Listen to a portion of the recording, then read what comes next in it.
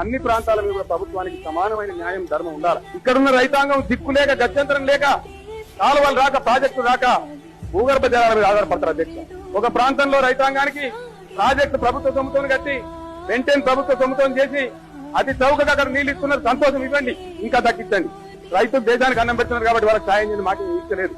కానీ వాళ్ళ దగ్గర ఎంత తీసుకుంటున్నారో తెలంగాణలో కూడా అంతే తీసుకోవాలని నేను డిమాండ్ చేస్తా ఉన్నా అధ్యక్ష. తెలంగాణ రైతాంగానికి వ్యవసాయానికి ఫ్రీగా పవర్ సప్లై చేయాలని చెప్పి నేను డిమాండ్ చేస్తా ఉన్నా అధ్యక్ష. ఇది న్యాయం చేసినట్టు అవుతుంది తప్ప ఇదేం గొంతెమ్మ కోరిక. My demand is right demand. ఏ నాటికైనా సరే ఇదే ఓల్డ్ అప్పర్ కృష్ణా ప్రాజెక్టు నుంచి మహబూబ్ నగర్ కాలువలు రావాల్సిందే. తెలంగాణ ప్రజలు వాళ్ళ న్యాయమైన హక్కు సాధించుకొని తీరుతారు అధ్యక్ష. ఇది చరిత్రలో జరగబోయే సత్యం, మీరు చూడబోతారు. హరిహర బ్రహ్మాదులు అడ్డమచ్చిన, ఈ తాత జేజమ్మలు అడ్డమచ్చిన మీ కండ్ల ముందే పాలమూరు ప్రాజెక్టు కట్టి ఇక్కడ లక్షల ఎకరాల సాగులోకి తీసుకొచ్చి చూపిస్తాం.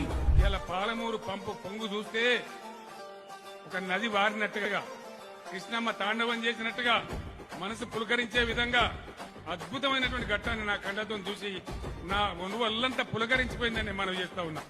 ఇంత మంచి కార్యక్రమం చేసి నా జీవితం ధన్యమైందని నేను మనవి చేస్తా ఉన్నా.